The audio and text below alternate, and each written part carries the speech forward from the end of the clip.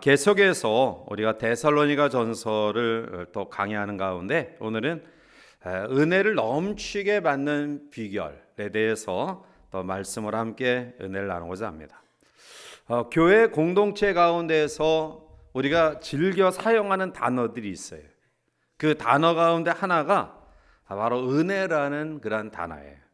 자, 따라서 우리가 자주 또 굉장히 많이 사용하는 이 은혜의 의미를 우리가 바르게 알아야지만이 우리 신앙생활을 잘할 수 있습니다.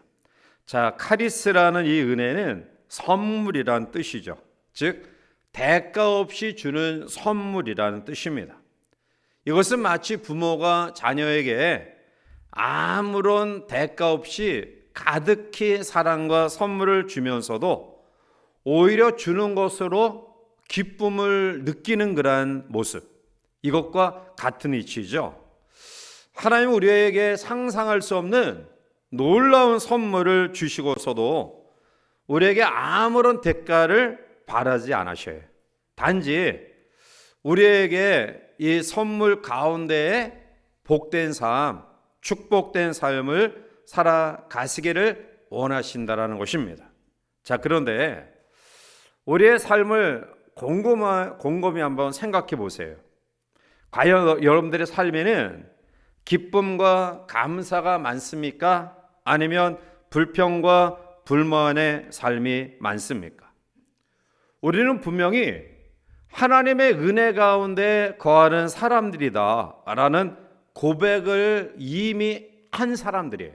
또 그러한 고백 가운데 걸어가는 사람들인데, 그러면 마땅히 하나님이 우리에게 원하시는 이 복된 삶을 통해서 기쁨과 또 은혜가 충만한 행복한 삶을 살아감이 마땅한데, 왜 우리의 삶에는 기쁨이 없으며 우리 입술에는 감사가 없을까요? 하나님의 은혜가 없어서일까요? 그것은 아닙니다. 하나님의 은혜는 날마다 우리에게 넘치게 부어지는데, 중요한 것은 은혜를 은혜로 깨닫지 못하기 때문이다. 즉 은혜를 너무 쉽게 잊어버리고 살아가고 있어요. 자, 따라서 은혜를 아는 삶은 성숙한 신앙인의 삶입니다. 나의 부족함과 연약함을 알면 은혜가 넘치게 돼요. 내가 한없이 작은 존재라는 사실을 알면 하나님의 은혜가 크게 느껴져요. 고난이 극심해도 나 같은 죄인에게 이 정도의 고난만 있어도 감사다, 이러한 마음을 가지니까 은혜가 폭포수같이 우리에게 넘쳐나는 겁니다. 사도 바울은 평생 하나님만을 위해 헌신했던 분인데요, 그런데 그에게는 많은 고통과 고난이 있었어요. 심지어 그의 육신에 안질병이라고 하기도 하고 간질병이라고 하기도 하고, 이 질병을 통해 한없는 고통과 아픔이 있었어요. 그리고 자존심도 상하겠죠. 왜냐하면 다른 사람을 고쳐주고 또 다른 사람에게 강건함을 빌어야 되는 사도가 자기 병 하나 못 고치고 골골하면 자존심이 상하잖아요. 그래서 하나님께 간절히 이 병이 떠나가기를 3번이나 간구했는데, 그때 하나님이 이렇게 말씀하셔요. 고린도후서 12장 7절에 나에게 이르시기를 내 은혜가 내게 족하도다, 이는 내 능력이 약한 데서 온전하여 짐이라 하신지라. 그러므로 도리어 크게 기뻐함으로 나의 여러 약한 것들에 대하여 자랑하리니 이는 그리스도의 능력이 내게 머물게 하려 함이라 라고 말합니다. 사도 바울은 이 하나님의 음성을 듣고 마음에 크게 기뻐했어요. 오히려 자기의 약한 것을 자랑했고요, 결국 이 믿음은 하나님의 은혜가 평생 바울에게 떠나지 아니하는 놀라운 축복의 은혜를 경험하게 됩니다. 따라서 우리가 약하고 힘들고 어려울 때 불평하고 원망하고 또 우리의 마음속에 좌절하면 지금까지도 우리에게 임했던 은혜가 그치지만, 연약하고 아프고 힘들 때 예수님을 꼭 부여잡으면 우리에게 더 큰 은혜가 넘쳐날 줄 믿습니다. 성도는 그 은혜로 살아가는 거예요. 사람들은 이 땅에 출세하기 위해서 세상적인 배경을 가진 사람과 어떻게 줄을 닿아서 그 배경으로 출세할까라는 그런 마음을 가져요. 그러나 성도는 세상의 권세와 배경을 가진 사람에게 연줄을 닿게 하려는 노력보다 더 중요한 줄은 하나님과의 관계의 줄인 줄 믿습니다. 사람에게 충성을 다해서 그의 눈에 들어 출세하려는 마음보다 오히려 하나님 눈에 드는 그러한 충성심, 이러한 열정, 이러한 헌신이 있어야지만이 하나님의 은혜가 우리 가운데 임하는 거예요. 누구나가 성공을 원합니다. 그리고 그 성공을 위해서 노력합니다. 그러나 노력한다고 열리는 것 아니죠. 하나님의 은혜로 함께하지 않으면 내가 아무리 인간적으로 노력해도 우리의 길이 쉽게 열리지 않아요.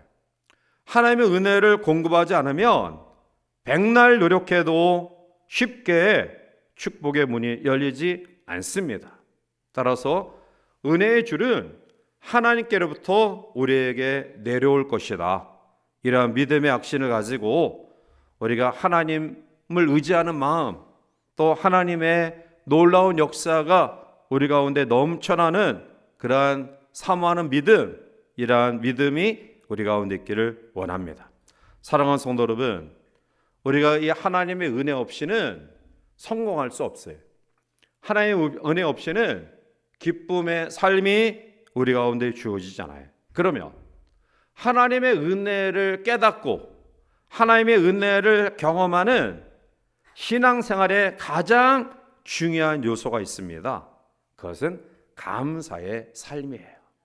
하나님의 은혜가 느껴지고 그 하나님의 은혜가 충만히 우리에게 넘쳐나는 신앙의 가장 아름다운 덕목은 감사다. 오늘 본문의 말씀 속에 감사에 관한 몇 가지 중요한 원리를 우리가 살펴보고자 하는데요. 먼저는 감사를 체질화해야 돼요. 자, 오늘 1절에 보면 우리가 지난 시간에 문안 인사를 통해서 말씀을 묵상했지만 1절에 바울과 실라노와 디모데는 하나님 아버지와 주 예수 그리스도 안에 있는 데살로니가인의 교회에 편지하노니 은혜와 평강이 너에게 있을지어다 라고 말합니다. 자, 여기서 발신자는 사도 바울인데 바울이 특별히 실로아노와 디모데를 함께 이름을 기록하고 있어요. 이어서 실로아노는 신라의 로마식 표기로서 그는 2차 전도 여행 때에 바울과 함께 동역한 이후에 마지막까지 동역했던 신실한 그러한 동역자였습니다. 그리고 이어서 나타나는 디모데는 그보다 먼저 사도 바울의 1차 전도 여행 때에 루스드라에서 만났던 바울의 영적 아들입니다. 데살로니가 교회는 사도 바울의 2차 전도 여행 때 세운 교회였는데요. 그런데 데살로니가에 사는 유대 폭도들이 바울과 실라를 죽이려고 합니다. 그래서 바울이 그곳을 떠나면서 남겨뒀던 디모데를 통해서 데살로니가 교회 성도들이 큰 핍박과 고통과 어려움 가운데 있음에도 불구하고 신앙생활을 잘하고 있다. 이 좋은 소식을 고린도에 머물면서 사역하고 있었던 바울에게 그 소식을 전달해 주어요.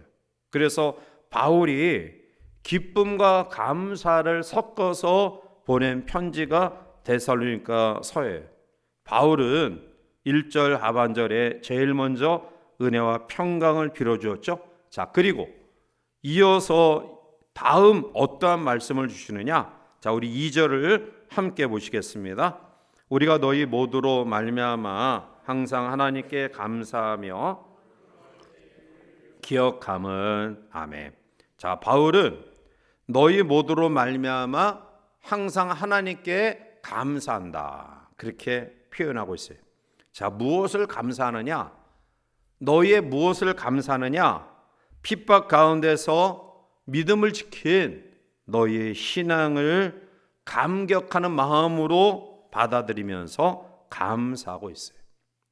오늘 살아간 성도들의 삶 속에 항상 감사하고 감사를 체질화시키시기를 바랍니다. 기도할 때도 우리가 하나님 앞에 감사 기도가 중요해요. 사도 바울은 데살로니가 교인들을 위해 기도할 때도 감사하는 마음을 품고 간절히 기도했어요. 자, 그러므로 우리가 기도할 때 적어도 미운 마음, 시기하는 마음, 이러한 마음을 품고 기도하지 않고요, 불쌍히 여기고 긍휼히 여기는 마음, 아직 깨닫지 못하고 헤아리지 못하는 연약한 마음 가운데 있는 사람들을 긍휼히 여기는 마음으로 기도하시길 바라요.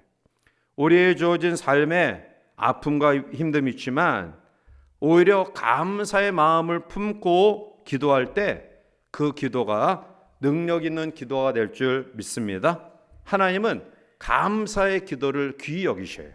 자, 두 번째로 사도 바울의 감사의 내용을 보면 감사할 일을 기억하고 감사했어요. 자, 사도 바울이 데살로니가 교회에 대해 무엇을 기억하고 감사했느냐? 3절에 나타나고 있는데요. 자, 우리 3절 함께 넘어가서 보겠습니다. 너희 믿음의 역사와 사랑의 수고와 우리 주 예수 그리스도에 대한 소망의 인내를 우리 하나님 아버지 앞에서 끊임없이 기억함이니. 아멘. 사도 바울은 하나님 앞에서 끊임없이 너희의 이러한 것들을 기억하였다. 그래서 감사한다 라고 이야기하죠. 자, 어떠한 내용이죠? 3절 상반절에 보면 믿음의 역사, 사랑의 수고, 소망의 인내예요. 믿음, 사랑, 소망이 넘쳐나는 데살로니가 교회의 성도를 보고 그것을 기억하고 그것을 생각하고 감사했어요. 자, 여기서 믿음의 역사의 이 역사라는 헬라어 에루구라는 말은 행동이나 행위를 뜻해요. 그러니까 믿음은 행동을 수반해야 된다. 행동은 믿음을 나타내는 증거예요. 내가 입으로만 나 믿음 좋아, 나 믿음 생활하고 있어, 열심히 믿음 가운데 거하고 있어 라는 입술의 고백이 행동으로, 행위로 증명되어져야 돼요. 핍박 가운데도 흔들리지 않았던 행동, 어떠한 그런 환난 가운데도 그 믿음을 포기하지 않았던, 목숨 걸고 신앙을 지켰던 그 행위, 이게 중요해요. 그리스도인은 어떻게 행동하느냐, 여기에 대해서 관심을 가져야 돼요. 내가 어떠한 것을 맡았느냐, 어떠한 것을 내게 맡겼느냐, 이게 중요한 게 아니라 내가 얼마나 그 맡겨진 직임에 최선을 다해 행동하느냐, 이것으로 하나님이 평가하신다라는 거예요. 믿음의 역사, 믿음의 행동, 행위가 있어야 된다. 두 번째는 사랑의 수고예요. 이 수고라는 코프라는 말의 의미는 피곤할 정도로 고된 것을 의미해요. 즉 사랑은 피곤함을 상관하지 아니하고 수고해야 된다. 즉 사랑은 희생이 뒤따라야 돼요. 힘든 수고가 동반돼야 돼요. 내가 사랑한다 라고 이야기하면서 희생이 뒷받침되지 않은, 자기의 땀과 눈물과 물질과 시간이 곁들여지지 아니하는 희생은 말뿐으로 끝나요. 내가 희생한다, 또 하나님 앞에 섬긴다, 헌신한다, 이게 사랑의 표현인데 여기에는 반드시 행동으로 나타나는 이러한 수고로움이 있어야 된다. 따라서 영혼을 사랑하는 마음을 가지면 그 영혼을 위해서 내가 희생해야 돼. 시간을 들이고 물질을 들이고 또 나의 관심을 쏟아야 돼. 내가 사랑하는 사람이 있다고 한다면 말로만 사랑한다라고 이야기해서는 안 돼. 그 사람을 위해서 내가 뭔가 수고로움을 표현해야지만이 그 사랑이 진짜 사랑이에요. 세 번째로 소망의 인내라는 인내의 휘포모네스라는 말은 아래에 머물러 있다, 아래에 위치하고 있다라는 뜻이에요. 즉 힘이 들지만 그 무거운 짐 아래에서 버티고 견디는 마음, 이게 인내예요. 인내를 가능케 하는 것은 소망입니다. 소망이 있기 때문에 참는 거예요. 데살로니가 교회 성도들이 왜 인내할 수 있었을까요? 왜 환난 가운데서도 그 엄청난 환난의 짐 아래에 버티며 견디는 삶을 살아갈 수 있었을까요? 그들은 천국의 소망이 있었기 때문에 그래요. 소망이 있는 사람은 결코 쉽게 포기하지 않아요. 오늘 이 환난 많은 세상, 사방에 우겨쌈을 당하는 이 세상 가운데서도 천국의 소망을 부여잡고 그 무거운 짐 아래에서도 견디는 그러한 인내의 신앙인들이 되시기를 주님의 이름으로 축복합니다. 사랑하는 성도 여러분, 바울은 데살로니가 교회를 생각할 때 기억하고 감사했어요. 세 가지예요. 믿음의 역사, 사랑의 수고, 소망의 인내. 여러분, 우리가 감사한 것을 계속 생각하면 감사가 넘쳐요. 사실 우리가 깊이 생각해 보면 받은 것이 얼마나 많습니까? 우리는 태어날 때부터 받는 존재예요. 죽을 때도 여러분들 장례를 저도 많이 참여하지만 자녀들이 또 고인을 사랑하는 그리고 추억하는 분들이 애를 쓰잖아요. 따라서 날 때부터 다른 부모님의 은혜를 받고 태어나고 그리고 살아가면서 많은 사람들의 도움을 받고 생활하고 심지어는 마지막 죽을 때도 자손들의 또 주변의 사람들의 신세를 지고 삶을 마쳐요. 자, 이러한 것들을 생각해 보면 감사가 넘쳐나요. 서두에도 말씀드렸지만 왜 동일한 환경과 여건 가운데서 불평이 넘쳐날까요? 그것은 그 사람의 인격이 저질이어서가 아니라 감사할 일을 자꾸 잊어버리기 때문에 그래요. 하나님의 은혜 속에 지금 살고 있구나. 이런 어려운 가운데 있지만 그래도 이마만치 하나님이 나를 돕고 계시구나. 이러한 감사를 늘 기억하면 또 다른 하나님의 은혜를 깨닫게 되고요. 그리고 더 나아가 감사가 넘쳐나는 삶을 살아가게 되고 감사가 넘쳐나는 삶을 사는 것이 은혜가 넘치는 삶을 사는 것이고 그것이 바로 복된 삶이다라는 겁니다. 따라서 오늘 사도 바울이 데살로니가 교회 성도들을 생각하면서 이들에게 있었던 믿음의 역사, 사랑의 수고, 소망의 인내를 생각하니 너무너무 감사할 수밖에 없다. 그래서 감사로 기도할 수밖에 없다라는 고백처럼 우리 모두도 감사를 늘 기억하고 감사가 넘쳐나는 그래서 하나님 은혜 가운데 거하는 우리 모두가 되시기를 주님의 이름으로 축원합니다. 세 번째로 은혜가 넘쳐나는 삶을 살아가는 비결은 내 정체성이에요. 그것은 나는 하나님의 선택, 부름받은 자녀다라는 거예요. 자, 4절 넘어가서 우리 함께 보겠습니다. 하나님의 사랑하심을 받은 형제들아 하노라. 아멘. 오늘 우리가 살아가면서 내가 하나님의 부르심을 받은 자녀다. 하나님의 선택된 백성이다. 이것처럼 중요한 것 없어요. 그래서 사도 바울은 데살로니가 성도들을 격려하면서 또 그들의 그 모든 신앙을 치하하면서 그 사실을 다시 한번 일깨워 주고 있어요. 하나님의 사랑하심을 받은 형제들아 너희를 택하심을 안다.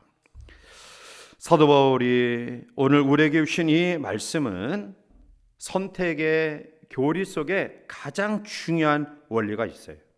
그것은 여러분들이 하나님을 먼저 부른 것 아니에요. 우리가 하나님을 선택한 것이 아니라 하나님이 우리를 부르신 겁니다. 하나님이 우리를 부르셔서 성도, 거룩한 사람으로, 하나님의 자녀로 우리를 세우신 거예요. 자, 요한복음 15장 16절을 우리 함께 읽어보겠습니다. 너희가 나를 택한 것이 아니요 내가 너희를 택하여 세웠나니 이는 너희로 가서 열매를 맺게 하고 또 너희 열매가 항상 있게 하여 내 이름으로 아버지께 무엇을 구하든지 다 받게 하려 함이라. 아멘. 우리가 하나님의 놀라운 부르심과 또 자녀됨의 은혜와 은총을 입은 것은 내가 고행과 연구와 또 탐색과 사색을 통해 얻어진 것 아니라 하나님이 우리를 불러주셨기 때문에 그래요. 신앙의 가정에서 태어나게 하시기도 하고요. 또 어떤 사람은 정말 견딜 수 없는 고난, 내가 이겨나갈 수 없는 환난 때문에 믿음을 가지게 된 사람도 있어요. 아무튼 간에 이 모든 상황들은 하나님이 나를 먼저 사랑하시고 알고 부르셨기 때문이다. 여러분들이 왜 하나님이 자녀로 삼으셨습니까? 오늘 우리가 하나님의 자녀로 부름받을 만한 조건이 완벽히 갖췄기 때문에 우리를 하나님의 자녀로 천국 백성 시민으로 부르셨습니까? 아니죠. 성경에 나타난 신앙의 위인들을 보면 사실 그들이 그렇게 칭송받을 만한 위치에 있을 사람들이 별로 없어요.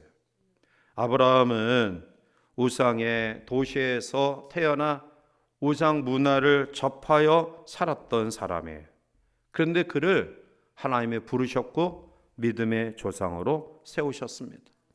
예수님이 택하여 세우신 제자들을 보면 사실 내세울 만한 조건이 있는 사람들이 없어요. 수제자 베드로 생선 비린내나 맡고 진동케 하는 어부예요. 그런데 하나님께서 그를 부르시고 훈련시키시고 또 양육시키시고 그를 세우셔서 수제자로, 예수님의 수제자로 그를 세우신 거예요. 사랑하는 성도 여러분, 우리의 주어진 삶을 여러분들이 가만히 보면 인생의 중요한 것들은 내가 선택의 여지로 결정된 게 별로 없어요. 대한민국 국민으로 태어난 것, 또 남자나 여자로 태어난 것, 또 어떠한 가정에서 태어난 것, 이러한 모든 것들, 또 내가 가진 혈액형, 또 얼굴, 성품, 성격, 재능, 이러한 모든 것들을 보면 굉장히 중요한 요소들인데 내가 의지적으로 선택해서 결정한 것 하나도 없어요. 자연적으로 우리에게 주어진 것들이에요. 그 가운데 가장 중요한 것, 하나님의 자녀가 된 것, 오늘 하나님의 백성이 된 것, 이것도 내가 하나님을 찾고 하나님을 먼저 붙잡은 것이 아니라 하나님이 우리를 사랑하셨어. 좋은 환경 속에서, 때로는 아프고 힘든 여건 속에서 하나님을 바라보게 하시고 하나님을 찾게 하시고 그리고 가까이 계신 하나님의 손을 붙잡을 수 있는 은혜를 주신 거예요. 때로 힘든 일이 우리 가운데 있습니다. 그러나 하나님은 결코 하나님의 부르신 사람을 외면하지 않아요. 하나님의 택한, 하나님의 부르심 받은 주의 백성들을 포기하지 않아요. 하나님은 반드시 그에게 영적인 은혜로 회복시켜 주시고요, 하나님의 축복이 보장된 존재로 반드시 세워주실 줄 믿습니다. 이러한 간절한 마음을 가지고 우리가 영원 살아가는 마음을 가진 우리의 대상들, 자녀들, 식구들, 우리 주변의 사람들에 대해서 포기하지 아니하는 기도가, 감사가 넘쳐나기를 주님의 이름으로 축원합니다. 네 번째로 은혜를 충만히 경험할 수 있는 아름다운 비결은 낮아지는 마음이에요. 자, 5절 우리 넘어가서 함께 보겠습니다. 이는 우리 복음이 너희에게 말로만 이른 것이 아니라 큰 확신으로 된 것임이라. 우리가 너희 가운데서 너희를 위하여 어떤 사람이 된 것을 너희가 아는 바와 같으니라. 아멘.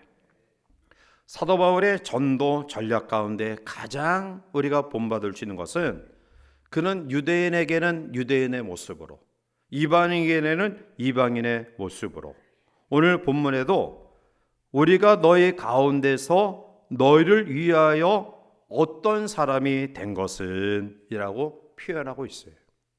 아마 구체적으로 표현하고 있지는 않지만 데살로니가 교회 성도들이 경험했던 아픔과 힘듦과 고난과 환난과 핍박, 이러한 부분들을 내가 말하면 너희들도 더 심한 환난과 핍박과 고난을 경험한 사람이다 라는 거예요.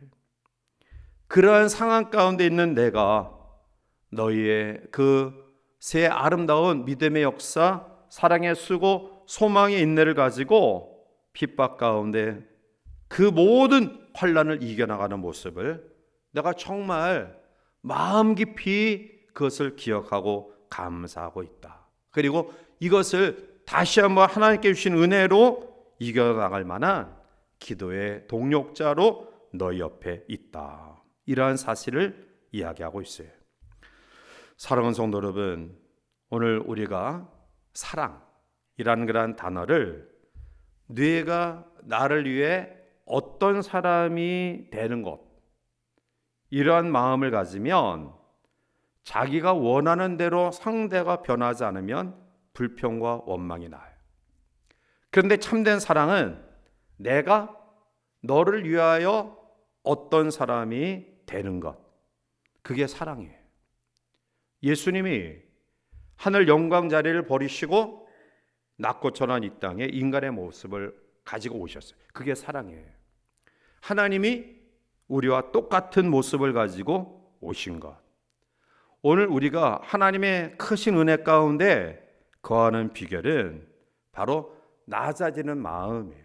상대방과 같아지고자 하는 그런 마음을 가지면 이해심도 감사도 넘쳐나게 돼요. 불행한 삶을 살아가는 사람들의 공통점은 행복한 일에 대해서는 원인을 찾으려고 하잖아요. 내가 왜 행복할까? 내가 왜 이러한 삶을 살아가고 있을까? 우리의 가정이 왜 일반적인 그런 어려움을 경험하지 않고 그래도 그런 대로 살아가고 있을까? 우리의 자녀들이 그래도 말썽 피우지 않냐고 성장하고 있을까? 이 원인을 생각해야 돼요. 그래서 그 행복의 원인이 어딘가 이것을 생각하는 그런 마음을 가지면 더 감사가 넘쳐나요. 왜? 받을 만한, 누릴 만한, 그것을 내가 유지할 만한 자격과 조건이 없는데 허락해 주시니 감사할 수밖에 없는 거예요.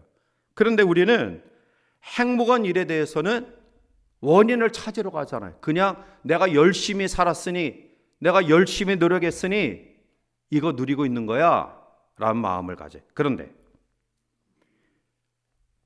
잘못된 일, 아픈 일, 힘든 일, 실패하고 고통스러운 일을 당하면 그 원인을 추적하기 시작해요.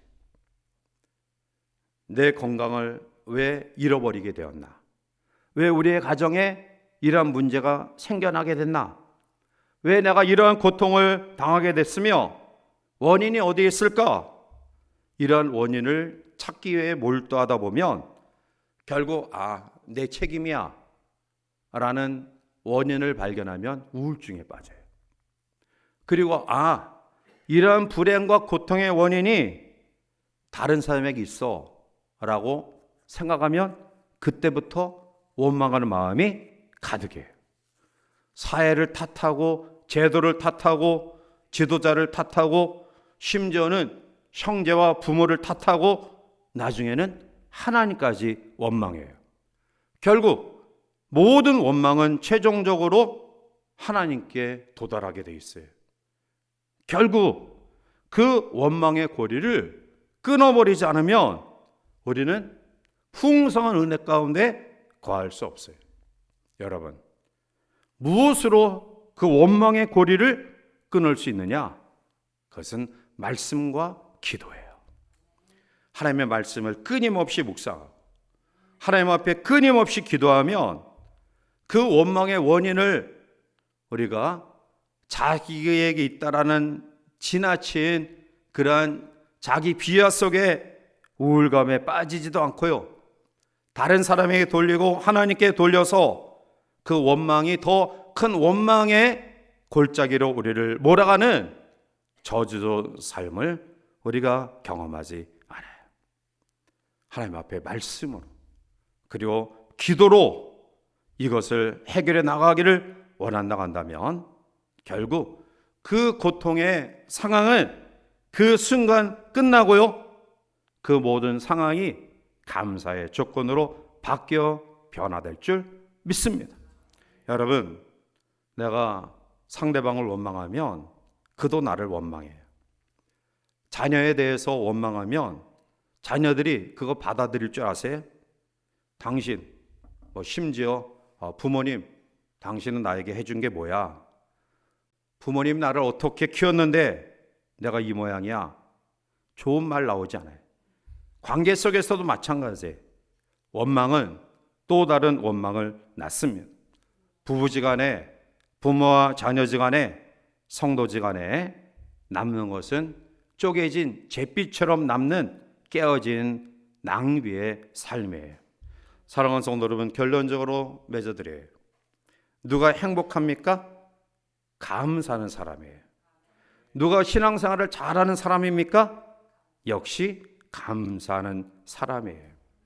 금식 기도나 구제를 많이 해도 불평이 입에서 떠나지 않으면 그 기도가, 그 구제가 무슨 소용이 있어요? 감사가 넘치는 삶이 40일 금식 기도하며 불평하는 것보다, 다른 사람을 구제하고 불평하는 것보다 하나님 앞에 훨씬 아름다운 믿음이에요. 행복은 감사에 달려 있습니다. 축복도 감사의 문에 달려 있어요. 하나님의 은혜는 감사로 들어오고 그리고 원망의 모습으로 은혜와 축복이 다 도망가 버려요. 감사하면 나도 좋고요, 남도 좋고요, 모두에게도 좋아요. 사도 바울은 데살로니가 교인들이 너무너무 대견스러웠어요. 자기도 그 엄청난 아픔을 경험했잖아요. 그 아픔을 동일하게 경험하고 있는 데살로니가 성도들이 믿음의 역사, 사랑의 수고, 소망의 인내로 하나님의 택하신 백성으로 부끄러움이 없는 삶을 살아감이 너무나 귀했어요. 그래서 데살로니가서에 보면 감사의 내용이 많아요. 우리가 감사할 때 잊혀지지 않는 말씀이 있죠? 데살로니가전서 5장 18절 범사에 감사하라, 이것이 그리스도 예수 안에서 너희를 향하신 하나님의 뜻이다. 언제든지 하나님의 뜻은 감사에 있어요. 언제든지 하나님이 원하시는 것은 범사에 감사하는 것에 있어요. 부모가 자식을 양육하면서 뭐 바라요? 자식이 큰 집 사주고 좋은 승용차 사주고 또 비싼 옷 사주는 것, 물론 그거 좋겠죠. 그러나 부모가 자식에게 바라는 것은 감사합니다. 부모님이 있음이 너무 고맙습니다. 이 표현이에요. 하나님도 마찬가지예요. 하나님이 우리에게 대가를 바라지 아니하고 은혜, 카리스, 선물을 주셔요. 대가를 바라지 않고 주셔요. 그럼에도 불구하고 하나님이 오늘 우리의 주어진 환경과 조건을 초월해서 하나님 감사합니다, 하나님의 은혜입니다 라는 믿음의 고백을 하나님께 드리면 하나님이 감동하실 것 같아요. 그래서 하나님께서 감사의 마음을 가진 성도에게 감당할 만한 능력, 피할 길도 내어주시고 또 그 속에서 더 큰 하나님의 영광이 드러나는 놀라운 은혜로 함께 하실 줄 믿습니다. 아픔과 힘듦과 어려움 가운데 있는 또 하나님 앞에 기도의 제목을 가지고 간구하는 사랑하는 성들의 삶의 현장 속에 감사를 체질화시키고 범사에 감사하는 아름다운 믿음을 통해서 더 큰 하나님의 인도하심이 우리 가운데 넘쳐나는, 그래서 이 어려운 세상 속에서 감사로 은혜 가운데 거하는 우리 모두가 되시기를 주님의 이름으로 간절히 축원해 드립니다. 기도하시겠습니다. 사랑이 많으신 하나님, 감사합니다. 데살로니가 교회가 비록 환난과 핍박과 고난이 있었지만 그들은 믿음의 역사와 사랑의 수고와 소망의 인내를 가진 사람들이었고요. 바울은 그것이 너무나 대견스럽고 또 고마워서 데살로니가 교회 성도를 향하여 감사한다, 끊임없이 너희를 기억하여 기도한다 라고 말씀합니다. 오늘 이 밤 우리 성도의 삶의 현장 속에 어떠한 어려움, 어떠한 아픔, 힘듦이 있는지 아시지요? 그 원인을 찾다가 자기에게 찾아 우울증에 빠지거나 다른 사람에게 돌려서 원망하거나 심지어 하나님을 원망하는 어리석음이 아니라 그 속에서 하나님께 주시는 감사의 조건들을 찾아내 감사로 고난을 끝마치고 하나님이 주시는 은혜 속에 거하는 우리 모두가 될 수 있도록 도와주시옵소서. 물질의 어려움, 건강의 어려움, 우리 마음대로 되어지지 아니하는 자녀들의 어려움, 또 그렇게 기도해도 여전히 요지부동인 믿지 않는 우리 가족들의 그 아픔, 하나님 아시지요? 주여 도와 주시옵시고 반드시 하나님이 사랑하는 귀한 백성들의 간구는 헛된 법이 없음을 믿사오니 하나님께서 우리의 삶에 기적 같은 은혜를 목도하고 영광 돌리는 우리 모두가 될 수 있도록 은혜 위에 은혜를 더하여 주시옵소서. 예수님의 이름으로 감사하며 간절히 기도하옵나이다. 아멘.